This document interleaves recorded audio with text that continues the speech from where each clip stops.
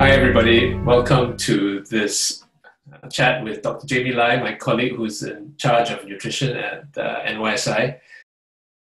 As we all know, with the circuit breaker and phase one, it's been a challenge for our youth athletes to maintain that same level of intensity with training, even with home-based training. So inevitably, Jamie, we will have a situation where we have athletes who gain weight.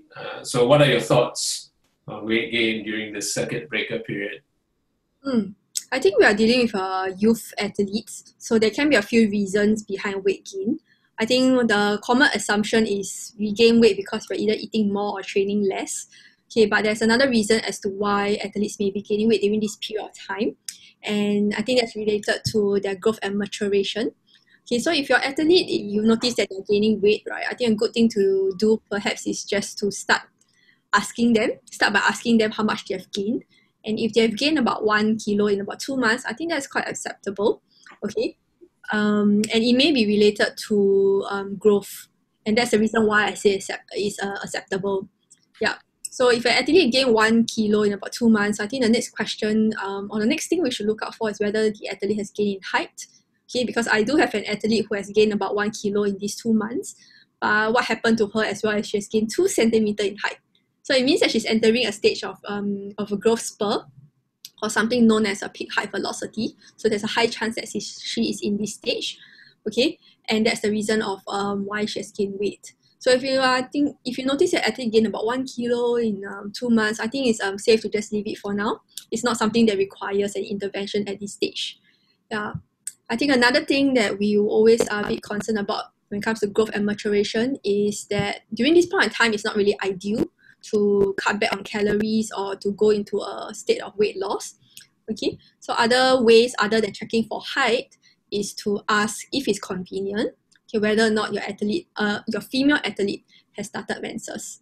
Yeah, but this is a question that I recommend a female staff ask a female athlete, okay, and it really depends on your relationship and your character as to how to ask this topic. So I do not have any hard and fast rule, okay, when it comes to asking this question. But if an athlete has started their menses recently, then it's also a sign that they have entered the stage of puberty as well. So you say that 1 to 2 kilos weight gain, that's fine. Have you seen larger weight growth? I have. Not during this circuit breaker, but sometimes during the off season of an athlete's whole training year. And I would like to say at this point in time that it is perfectly normal for your weight to fluctuate. So I won't say this is the most, but what I've seen is also about 5 kilos in a month kind of weight gain. Okay, this can be during the off season or when an athlete is injured. Okay, when that happens, I think what it means is just we have to work to just bring the weight down a little gradually. Okay, as the athlete goes back to training. So which leads us to the next question what is the recommended rate of weight loss? Yeah. So the recommended rate of weight loss is about 1 kilo per month, and that's the maximum rate that I would recommend. Reason for this is during this state of losing weight, right? What you're doing is to cut back on your body's fuel, okay? And when you're doing that, right, you would want to minimize any loss in muscle mass, and you also want to minimize any loss in training outcomes. Because when we are training, right, we are not only looking at building muscle mass, but we may be training other things like agility as well as reflexes, for example. I'm not expert on this, okay? And what I've learned from research and studies is that as we are in a state of like decreased energy, sometimes we may lose out on the benefits that comes with the neuromuscular pathways. Yeah, because when we are training something like reflexes, for example, there is something to do with the brain as well. The brain must be activated in time.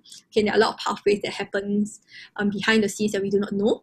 And these are the pathways that we may end up sacrificing, yeah, when we are losing weight too fast. So 1 kilo per month is the maximum that I would recommend. Will that mean that the athlete and the coach will have to count their calories? Yeah, and I think that's a very good question. I think that if you are a coach, it's good for you to understand the concept. However, if you are an athlete, I would recommend you not to worry about it because too much numbers can get a bit too obsessive.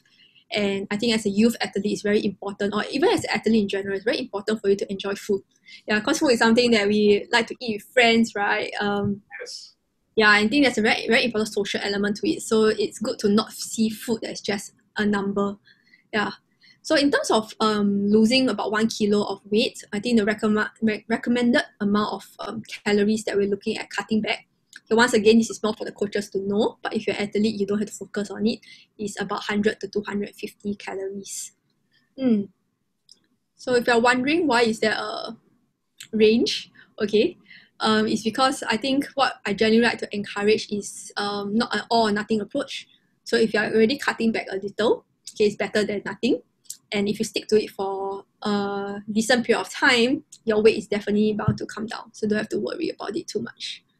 So it's more realistic to talk about cutting down but not cutting out completely. Yeah, I think that is very true, and I like the way you talk about it. Like, it's really about cutting down the frequency of something rather than cutting out something completely. Yeah, so I think what you will see is that I've put up, once again, just the calorie values of certain common snacks. And if an athlete wants to lose weight and you're going to recommend your athlete to do so, I think one thing that we can aim for is to cut back on certain snacks, okay, rather than cutting out on it completely. So if your athlete is drinking like bubble tea 5 times a week, right? Because now circuit breaker is going to be lifted. Just now I went to buy something and I realized that there were a lot of people queuing, and the queue was in front of the bubble tea shop, not of the food that I'm actually queuing in front of. Yeah, so if you realize your athlete is drinking bubble tea 5 times a week, right? Then it's one thing we can do is to advise the athlete to cut down instead, like cut it down to 2 or 3 times a week rather than cutting out, because it gets quite difficult that way. So one thing I don't encourage at all is to cut out any food groups or cut out a main meal, and it's really target only cutting back on main meals only when necessary, because with youth athletes we also want to encourage like 3 regular meals, and it's good to just keep that also. So a coach now has an athlete who is slightly overweight, but coming back to training. So you have this situation where you still need to eat to maintain your muscle mass or maintain your energy stores. So how much protein would you recommend athletes to eat? Yeah, I think when an athlete is on a weight loss journey, okay, protein intake is something that we focus a bit more, okay, maintaining protein muscle mass. So we'll be looking at 1.2 to 1.5 grams per kilo body weight. Okay. I'm not saying that carbohydrates is not important, but I think something to just be a bit mindful of is to make sure that you have enough protein, not too much, okay, just enough so that you can minimize any loss from muscle mass. Yeah. So what kind of eating program would you recommend? So can you give an example of an athlete in terms of the average athlete out there, let's say who's 60 kilograms, how much should he eat? Yeah, so I think with 60, if you multiply it by 1.2 to 1.5, it's about 72 to 90 grams of protein. A lot of numbers here, so I would just encourage you not to focus too much on the numbers, but let's talk about the food that can help you meet your needs instead. So for an athlete, I will always recommend 3 main meals, and the timing of the meal should be scheduled such that you will still focus a lot on fueling up for training as well as recovery after training. Okay, so if you look on the slide, right, breakfast, a way to meet your needs can be through things like eggs and yogurt. Okay, and then if you see for lunch and dinner, there's a pump. Okay, what it means is that a pump gives you about 20 grams of protein. So if you are going to 1.5 pump, that gives you about 30 grams of protein. And lastly, something that I would like to recommend to athletes always to have a pre-sleep protein. Reason being, the most important time for an athlete to recover and to repair, right, is sleep. It's during sleeping time, and we just want to give your body that small push. Okay, the building blocks it needs to repair itself well during sleep. So we recommend something like a milk or yogurt, okay, as a pre-sleep protein. If you are lactose intolerant, don't have to be concerned. Okay, soy milk option is also fine. Yeah. Okay. But what if you're a vegetarian? How would you modify the eating plan? So for a vegetarian, usually they will require a few more snacks in between. Yeah, so I think we would, rather than only 3 main meals and 1 pre-sleep protein, sometimes we'll see a few more snacks in between. It varies because it also depends on what's the body mass of the vegetarian athlete, and that matters as well. Okay. So just to sum up for the coaches out there, what are the behaviors that you would encourage or discourage when it comes to the athletes' eating habits? Yeah. So I think when it comes to weight loss or telling an athlete that they have gained weight and then they have to go lose weight, it's always quite a sensitive topic, especially in the athletes that we deal with, because it's a stage of adolescence, and then there's always a lot of acceptance issues going on at the back of their heads that we may not be aware of. So I would like to encourage coaches as much as possible to focus a lot more on the growth and performance related kind of outcomes. So rather than saying that, hey, you look leaner, okay, another way to say is, hey, you are stronger right now. So even though in your head you know that the athlete has gotten leaner, and most likely the reason why he or she has grown stronger is because they have lost weight, right? But I think it's just a lot more to focus on the performance related outcomes. And that's also why I think earlier in the conversation I was saying that we should try not to talk too much about calories and the numbers on the scale, because I think it's quite easy to victimize weight. As the reason why athlete is not performing that well. And then sometimes we end up having weight as a blame, bearing the blame, and then that can lead to unhealthy, disordered kind of eating habits. So the coach can think it, but preferably don't say it. So I think that's what I would recommend. Like, you know it, but probably not the best thing to say to an athlete. Essentially, I think a lot of coaches, you would know your athletes best. So you'll know what may trigger them a little bit more than the other things. So if you know that this is not going to sit well with anyone, even though you know it's probably not the best idea to say it. So that's the first thing.